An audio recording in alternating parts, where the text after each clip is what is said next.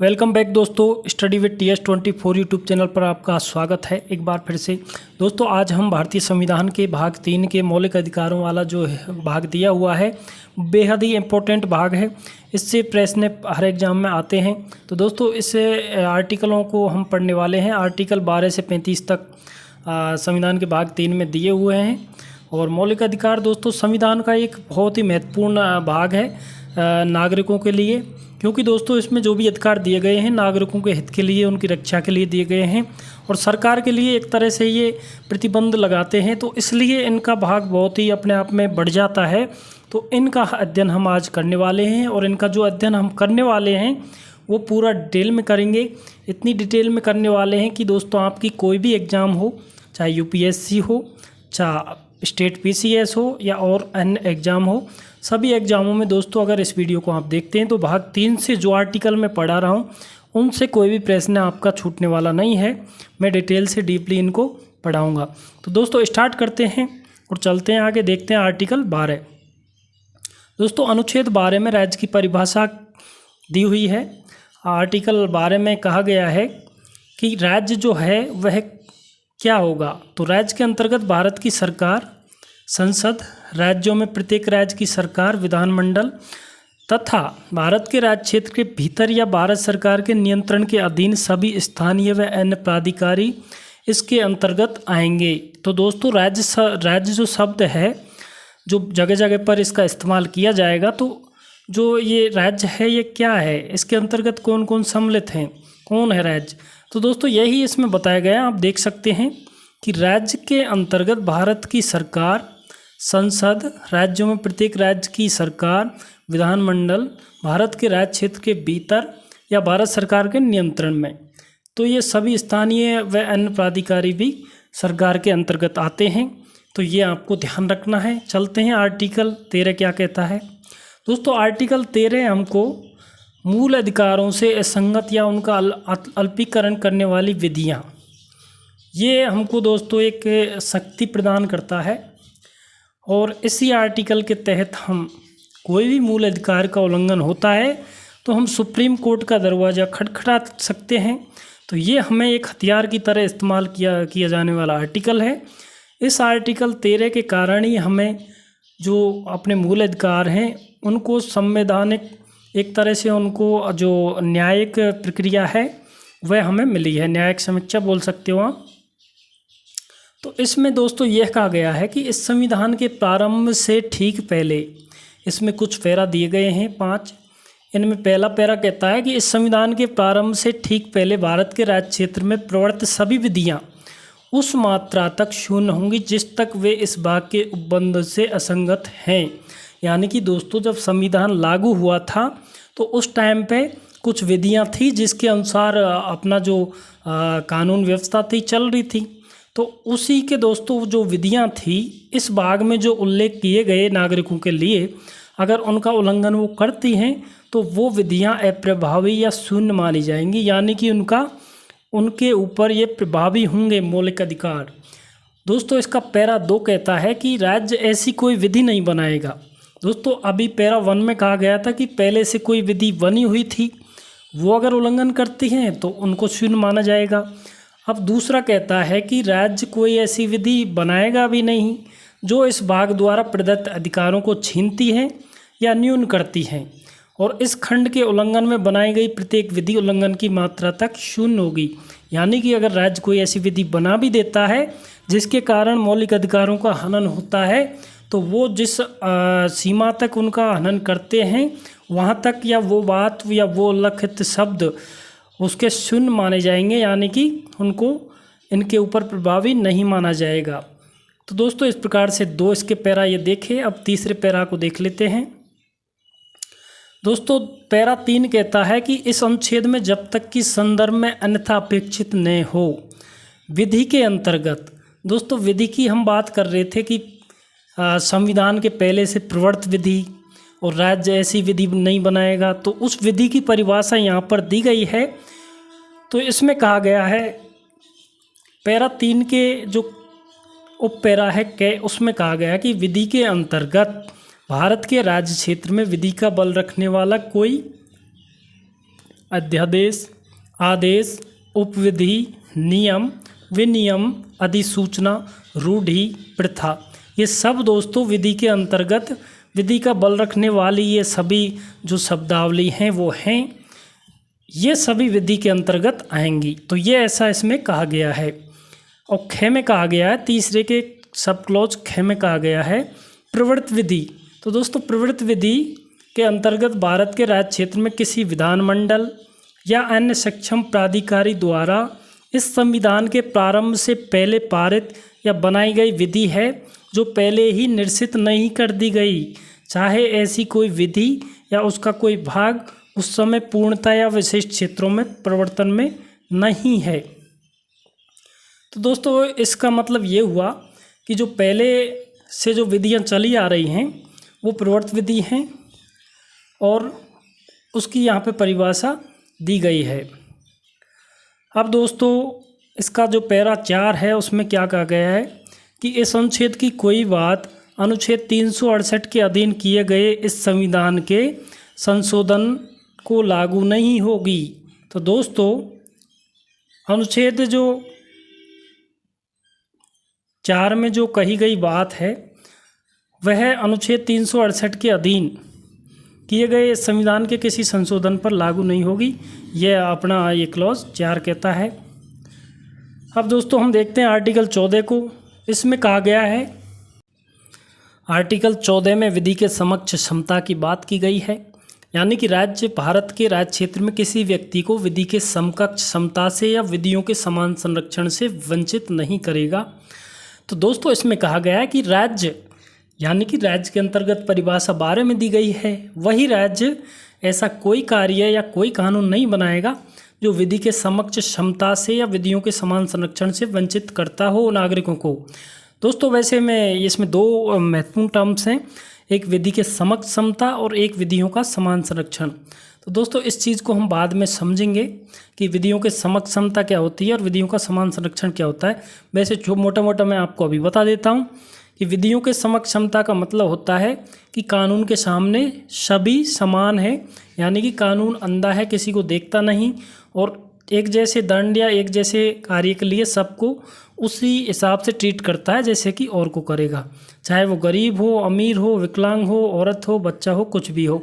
लेकिन दूसरा जो टर्म्स है विधियों के समान संरक्षण, उसका अर्थ दोस्तों बदल जाता है। उसका मतलब होता है कि परिस्थिति और स्थिति को देखते हुए, समय परिस्थिति सभी चीज़ को देखते हुए न्याय किया जाए, यानी कि कोई महिला है तो उसके हिसाब से, महिला के हिसाब से उस पर कानून का प्रावधान हो, बच्चों पे जैसे रियासतें हो उनको छूट हो, तो इनमें भेदभाव की गुंजाइश रहती है। तो ये मैंने आपको मोटा मोटा समझाया, आपकी समझ में आया होगा। अब आर्टिकल 15 पे हम जाते हैं दोस्तों। अनुच्छेद 15 कहता है धर्म, मूलवंश, जाति, लिंग और जन्मस्थान के आधार पर विभेद का प्रतिषेध। यानी कि दोस्तों धर्म, मूलवंश, जाति, लिंग और जन्मस्थान, ये 5 चीज़ें आपको याद कर लेनी हैं और इनके आधार पर विभेद यानी कि भेदभाव नहीं किया जाएगा, प्रतिषेध है उसका। तो इसके जो क्लॉज दिए गए हैं उनको हम देखते हैं। तो क्लॉज फर्स्ट में कहा गया है कि राज्य किसी नागरिक के विरुद्ध केवल धर्म, मूलवंश, जाति, लिंग, जन्मस्थान या इनमें से किसी के आधार पर कोई विभेद नहीं करेगा।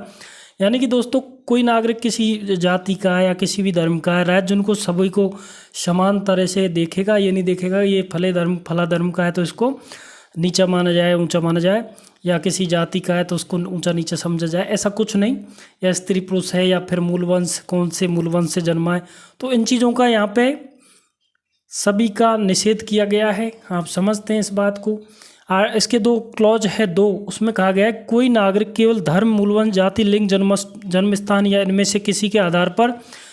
अब इसमें दोस्तों कुछ शर्त दी गई हैं कि धर्म, मूलवंश, जाति, लिंग, जन्मस्थान इनमें से किसी के आधार पर क्या क्या मतलब उनके साथ नहीं कर सकते। तो पैरा 2 को हम देखते हैं। इसमें भी ये 5 ही टर्म्स दी हुई हैं, धर्म, मूलवंश, जाति, लिंग, जन्मस्थान। तो पहला है इसका कै है 2 का, दुकानों, सार्वजनिक भोजनालयों, होटलों, सार्वजनिक मनोरंजन के स्थानों पर प्रवेश यानी कि प्रवेश दुकानों पर ही हो या फिर होटलों पर हो या भोजनालयों पर हो या मनोरंजन के कोई पिक्चर हॉल वगैरह हैं, वहाँ पर अगर प्रवेश दे रहे हैं तो उन प्रवेश में हम धर्म, मूलवान, जाति, लिंग, जन्म स्थान देख के हम किसी के साथ भेदभाव नहीं करेंगे। ये नहीं कहेंगे कि तू फला जाति का है तो तुझे यहाँ पे पिक्चर नहीं देखनी, या तू दूसरी जगह से आया है, किसी दूसरे स्टेट का है तो पिक्चर नहीं देख सकता, ऐसा नहीं कर सकते।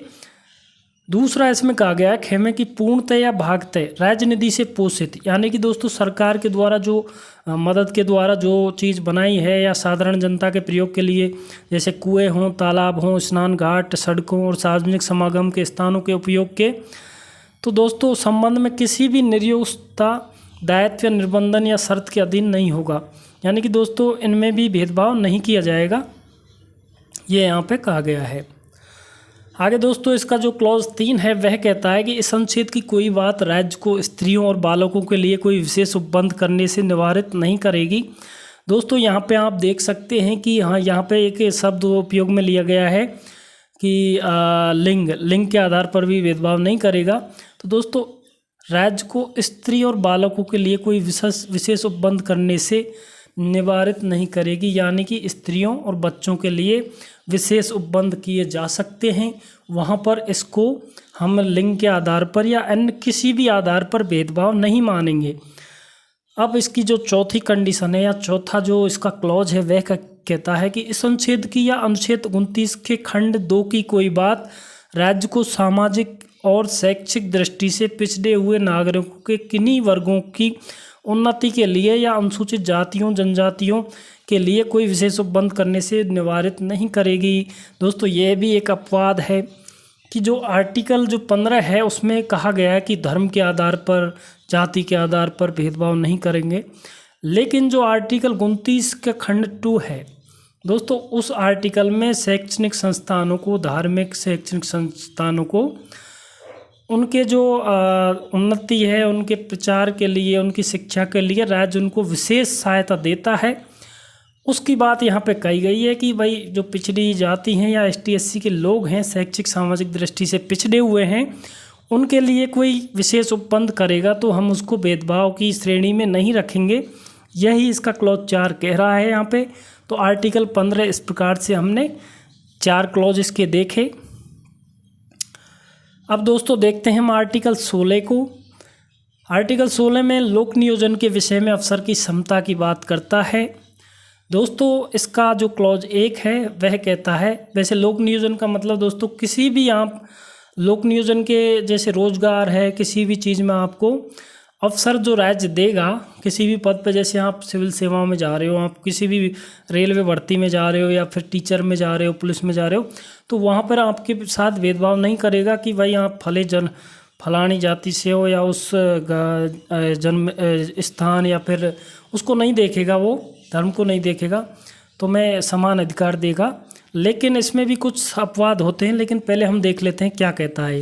तो इसका क्लॉज 1 कहता है राज्य के अधीन किसी पद पर नियोजन या नियुक्ति से संबंधित विषयों में सभी नागरिकों के लिए अफसर की क्षमता होगी। यानी कि दोस्तों देश के सभी नागरिकों के लिए, यहाँ पे सभी व्यक्ति नहीं है दोस्तों, नागरिकों के लिए, यानी कि देश में जो देश की नागरिकता है जिनके पास, उन्हीं के लिए है। यानी कि कोई भी पद है राज्य का, उसके लिए नियुक्ति या उसमें भर्ती होने के लिए उसमें सभी नागरिकों के लिए समान अवसर की उपलब्धि रहेगी।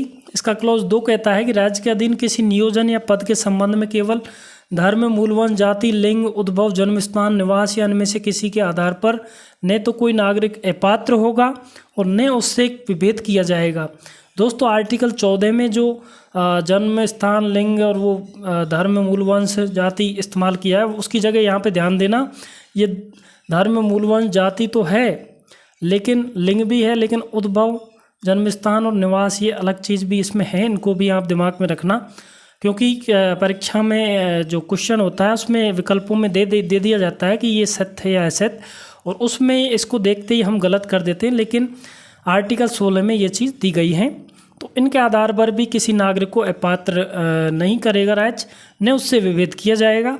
अब इसका क्लॉज 3 क्या कहता है, इस अनुच्छेद की कोई बात संसद को कोई ऐसी विधि बनाने से निवारित नहीं करेगी जो किसी राज्य या संघ राज्य क्षेत्र के सरकार के या उसमें किसी स्थानीय या अन्य प्राधिकारी के अधीन वाले किसी वर्ग या वर्गों के पद पर नियोजन या नियुक्ति के संबंध में ऐसे नियोजन या नियुक्ति से पहले उस राज्य या संघ राज्य क्षेत्र के भीतर निवास विषय कोई अपेक्षा विहित करती है। तो दोस्तों यहाँ पे कहा गया है कि बेसिकली दोस्तों यह है, इसका क्लॉज कहता है कि राज्य जैसे कोई पिछड़ा राज्य है या वहाँ पे कोई विशेष परिस्थिति है जो किसी वर्ग के संबंध में, तो उनके लिए कुछ छूट यानी कि आरक्षण का यह कह रहा है, तो एक तरह से ये अपवाद की बात है, तो उसकी अपेक्षा जो विहित करता है तो उसके संबंध में इसको हम संसद को ये है आर्टिकल रोकेगा नहीं, ये यहाँ पे कहा गया है। इसका जो क्लॉज 4 है वो कहता है कि इस अनुच्छेद की कोई बात राज्य को पिछड़े हुए नागरिकों के किसी वर्ग के पक्ष में जिसका प्रतिनिधित्व राज्य की राय में राज्य के अधीन सेवाओं में पर्याप्त नहीं है नियुक्तियां या पदों के आरक्षण के लिए बंद करने से निवारित नहीं करेगी। तो दोस्तों यही यहाँ पे अपवाद हैं, यानी कि आरक्षण की व्यवस्था है उसको अपन इसका उल्लंघन नहीं मानेंगे कि लोक नियोजन के विषय में जैसे ST SC के लिए आरक्षण है, OBC के लिए आरक्षण है, अभी जनरल के लिए भी देख दिया है 10%। तो दोस्तों ये सारी चीज़ें जो आरक्षण दिया जाता है तो वह आर्टिकल 16 का उल्लंघन होता है, लेकिन यहाँ पे लिख दी जाती है बात कि यह उल्लंघन नहीं माना जाएगा क्योंकि वो लोग पिछड़े हैं, मुख्य धारा से वो जुड़ने के लिए उनको आरक्षण की ज़रूरी है, उनका प्रतिनिधित्व बराबर नहीं मिल रहा है, इस संबंध में विशेष उपबंध कर सकता है राज्य। तो इसको हम आर्टिकल 16 या इसके खिलाफ नहीं मानेंगे कि अफसर की क्षमता का उल्लंघन है ये। तो ये यहाँ पे कहा गया है। आशा करता हूँ कि आपकी समझ में मेरी बात अच्छे से आ रही होंगी। दोस्तों आपको किसी भी टॉपिक पर अन्य किसी टॉपिक पर आपको वीडियो चाहिए तो कमेंट बॉक्स में आप डाल दें, मैं उसी टॉपिक पर एक अच्छी सी वीडियो आपको बना के शेयर कर दूँगा। अब दोस्तों इसका जो पैरा 4 है वह क्या कहता है उसको देख लेते हैं। दोस्तों इसका पैरा 4 क्या कहता है कि इस अनुच्छेद की कोई बात राज्य को अनुसूचित जातियों जनजातियों के पक्ष में जिनका प्रतिनिधित्व राज्य की राय में, तो दोस्तों वही बात है उन्नति में आरक्षण ये सब कि ST SC का आरक्षण है उसको उल्लंघन नहीं माना जाएगा। इसके बाद में दोस्तों 4 कहता है कि इस अनुच्छेद की कोई बात राज्य की किसी वर्ष में किन्हीं भरी गई ऐसी रिक्तियों को जो खंड 4 या खंड 4 के अधीन किए गए आरक्षण के लिए किसी उपबंध के अनुसार उस वर्ष में भरी जाने के लिए आरक्षित हैं, किसी उत्तरवर्ती वर्ष या वर्षों में भरे जाने के लिए पृथक वर्ग की रिक्तियों के रूप में विचार करने से निवारित नहीं करेगी और ऐसे वर्ग की रिक्तियों पर उस वर्ष की रिक्तियों के साथ जिसमें वे भरी जा रही हैं उस वर्ष की रिक्तियों की कुल संख्या के संबंध में 50% आरक्षण की अधिकतम सीमा का अवधारण करने के लिए विचार नहीं किया जाएगा। तो दोस्तों ये बात भी हमें यही कहती है कि भाई जो आरक्षण का प्रावधान है वह हर वर्ष में रहेगा, तो इसको आप समझ सकते हैं। इसके बाद में पैरा 5 है वो कहता है कि इस अनुच्छेद की कोई बात किसी ऐसी विधि के प्रवर्तन पर प्रभाव नहीं डालेगी जो यह उपबंध करती है कि किसी धार्मिक या सांप्रदायिक संस्था के कार्यकलाप से संबंधित कोई पदधारी या उससे शासी निकाय का कोई सदस्य किसी विशिष्ट धर्म का मानने वाला या विशिष्ट संप्रदाय का ही हो। दोस्तों यह बात भी निवारित इसको नहीं करती, यानी कि दोस्तों ये किसी धार्मिक संस्था के बारे में है, किसी धर्म की संस्था है तो उसमें उसी धर्म के सदस्य जुड़ेंगे, ये सीधी सी बात है। तो उस चीज़ को भी ये नहीं माना जाएगा कि इस धर्म के लोग इसमें दूसरे धर्म के लोग क्यों नहीं आए, क्यों सम्मिलित नहीं किए गए। तो इस प्रकार से दोस्तों आप समझ सकते हैं आर्टिकल 16 को मैंने काफ़ी डिटेल में पढ़ा दिया, इससे ज़्यादा डिटेल आपको कोई नहीं पढ़ाने वाला और वो भी निःशुल्क वीडियो के रूप में। दोस्तों इतनी डिटेल से लोग आपको कोचिंगों में पढ़ाएंगे पैसे लेके, मैं फ्री में पढ़ा रहा हूँ। तो आशा करता हूँ कि आप ध्यान से इसको नोट भी कर लें, इन्हीं से क्वेश्चन बनते हैं।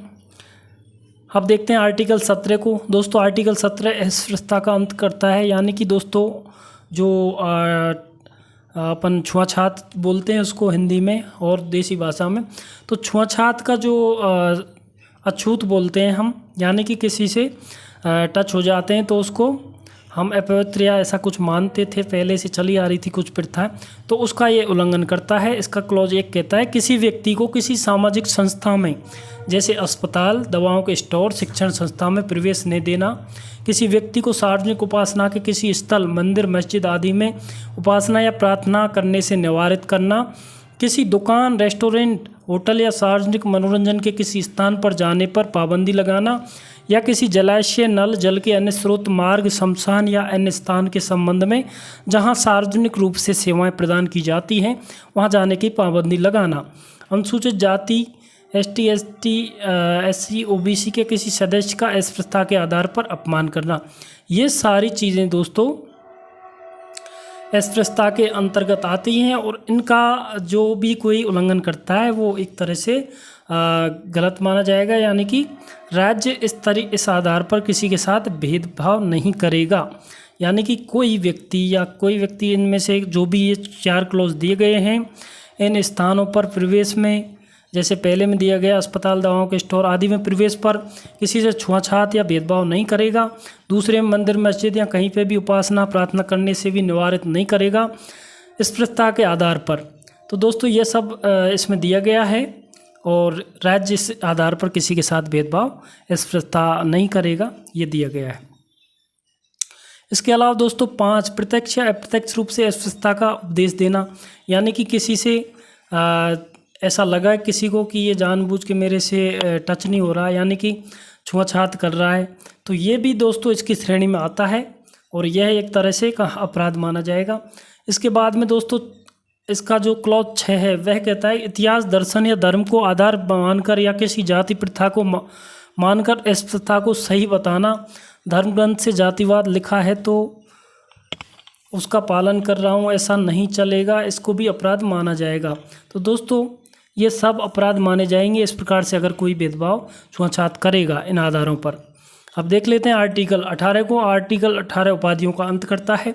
दोस्तों आर्टिकल 18 में जो क्लॉज फर्स्ट है वह कहता है, उपाधियों से आप समझते ही होंगे कि उपाधि किसी को उपहार या किसी को कोई स्पेशल उपाधि दे दी जाती है, उसका ये उल्लंघन करता है कि राज्य किसी को विशेष उपाधि, जैसे पहले जमींदार वगैरह होते थे, पहले दोस्तों जो अंग्रेज़ों का शासन था तो वहाँ पे उपाधियाँ दी जाती थी, उससे पहले भी उपाधियाँ दी जाती रही हैं, तो उसका यहाँ पे अंत किया गया है।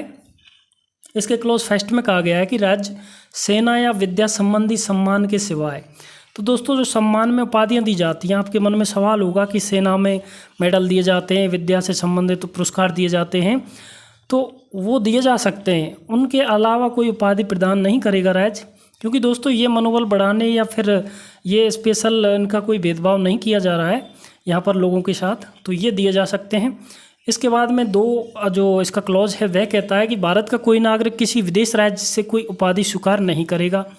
इसका क्लॉज 3 कहता है कोई व्यक्ति जो भारत का नागरिक नहीं है राज्य के अधीन लाभ या विश्वास के किसी पद को धारण करते हुए भी किसी विदेश राज्य से कोई उपाधि राष्ट्रपति की सहमति के बिना स्वीकार नहीं करेगा। और इसका क्लॉज 4 कहता है कि राज्य के अधीन लाभ या विश्वास का पद धारण करने वाला कोई व्यक्ति किसी विदेशी राज्य से या उसके अधीन किसी रूप से कोई भेंट, उपलब्धि या पद राष्ट्रपति की सहमति के बिना स्वीकार नहीं करेगा। तो दोस्तों आप यहाँ पर देख पा रहे हैं कि उपाधियों का अंत किस प्रकार से, यानी कि भारत का नागरिक है तो उसके लिए क्लॉज फर्स्ट में कहा गया है कि भाई सेना विद्या संबंधी उपाधियाँ दी जा सकती हैं। इसके अलावा 2 में कहा गया है कि कोई विदेशी राज्य से कोई उपाधि स्वीकार नागरिक नहीं कर सकता। इसके बाद में तीसरे में कहा गया है कि कोई विदेशी नागरिक भी है, भारत का नागरिक भले ही मत हो लेकिन भारत के किसी लाभ के पद पर है ना, वो भी विदेश से उपाधि धारण करने से पहले राष्ट्रपति से सहमति लेगा।